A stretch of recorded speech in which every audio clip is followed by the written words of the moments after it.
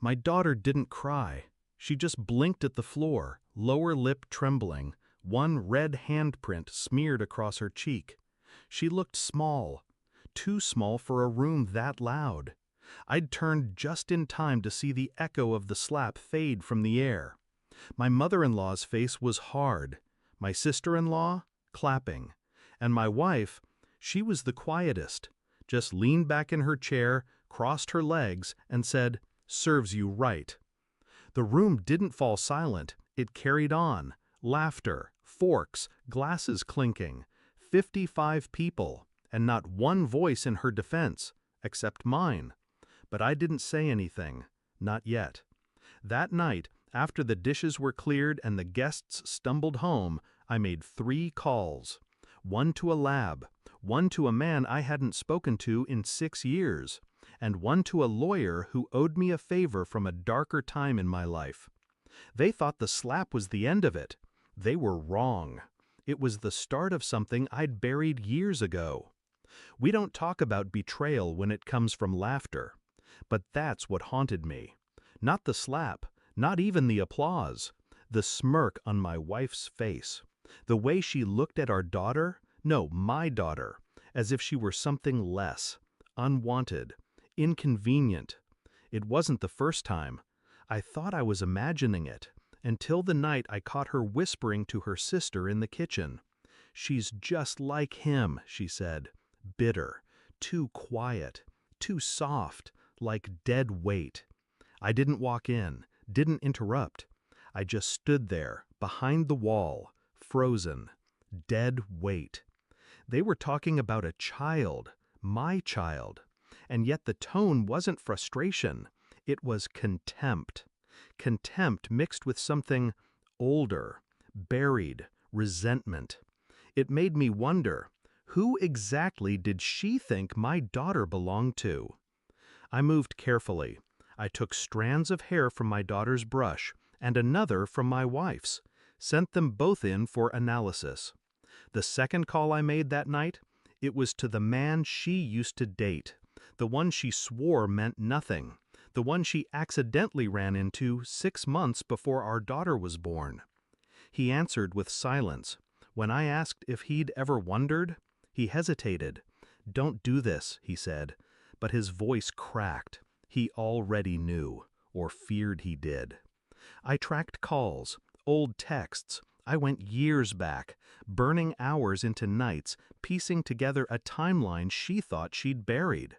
The affair was there, hidden in codes, disguised as errands, sudden plans, new hobbies. She was good at lying, but not as good as me at watching. Still, I said nothing. We ate dinner. We went to functions. She smiled in front of friends, and I smiled too, even as the truth grew sharper in my hand. The results arrived in an unmarked envelope.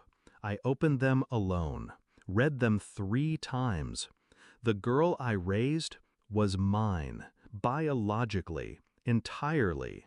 But my wife? She wasn't her mother. That night, I pulled out the hospital photos, looked closer. The band on the baby's wrist, the nurse in the background, the timing. Our daughter had been switched, not by mistake, by choice. She'd miscarried, that was the truth. And when her sister went into labor the same night, they made a decision. Mine was healthy, hers was not, so they took mine and gave the other one away, to the system, to strangers, to fate. It wasn't a mother's grief, it was theft. And for 8 years, they wore that lie like a second skin, until one slap pulled the thread loose. I waited for the right moment, another family gathering, everyone dressed up, everyone pretending. I stood behind the same table where my daughter was slapped, held the same glass I never drank from. My wife was mid-laugh when I placed the folder down. "What's this?" she asked. "Truth," I said. She opened it. Her eyes barely moved. She didn't blink, didn't breathe. Then, "I don't understand." But I wasn't looking at her. I was looking at my sister-in-law, the one who clapped. She'd gone pale, her hands shook. She whispered, "You said we were safe." My wife turned to her, lips parting, confused, betrayed, cornered. And me?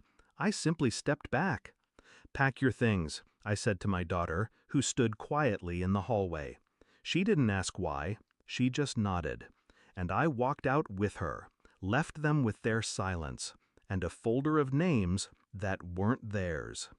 We don't talk about betrayal when it's wrapped in smiles, when it raises your child, when it sleeps beside you for years. But I will, one day when she's older. For now, I just watch her sleep, safe, unbroken. They took what they thought would stay hidden, but the past doesn't bury well, especially when it cries in your voice, looks through your eyes. They made one mistake. They slapped a child who was never theirs. And now, they'll spend the rest of their lives choking on the truth. I didn't raise someone else's daughter, I rescued mine, and I made sure they'd never touch her again.